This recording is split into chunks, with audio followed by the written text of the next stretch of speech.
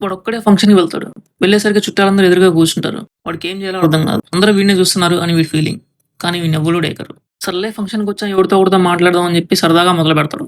మాట్లాడే ముందు సడెన్‌గా స్టక్. అసలు వీడు మనల్ని గుర్తుపడతాడా? ఒకవేళ గుర్తుపట్టకపోతే మనం మొత్తం మన బాల్యం, విద్యాభ్యాసం, స్కూలు, కాలేజు మొత్తం చెప్పాలా? ఇవన్నీ ఎందుకులే అని చెప్పేసి ఆగిపోతాడు. సరే ధైర్యం చేసి మాట్లాడదామని, "మావయ్య ఎలా ఉన్నావు?" అంటే, "ఏరా పెళ్ళెప్పుడు?" అంటాడు. సరే మాట్లాడకపోతే, "ఈడి బలుగు పెళ్ళేమైద్దిలే" అని ఆయనే అంటాడు. ఇదంతా ఊహించుకునే వీడెవడో తెలుసా? వీడే నిజమైన మొహమాటస్తుడు. వీడు ఫస్ట్ బస్ స్టాండ్‌కొచ్చి బస్సు ఎక్కితే, బస్సులో సీట్లున్నాయా లేవా అని చూడ్డం. బస్సులో మనకు తెలిసినోళ్ళు ఉన్నారా? లేరా? అని చూస్తాడు. బస్సులో సీట్లన్నీ ఖాళీగున్నా తెలిసిన ఆ ఒక్కడుంటే చాలు. వీడు బస్ దిగి వెళ్ళిపోతాడు. ఇదే సిట్యుయేషన్‌కి సినారియో 2 ఉంటది. ఆల్రెడీ బస్సులో వీడే ఉంటాడు. వాడికి తెలిసినోడు ఆ ఒక్కడొచ్చి ఎక్కుతాడు. అయినా సరే బస్సు వీడే దిగి వెళ్ళిపోతాడు. అంటే బస్సులో వీడికి తెలిసినోడున్నా వీడికి రిస్క్.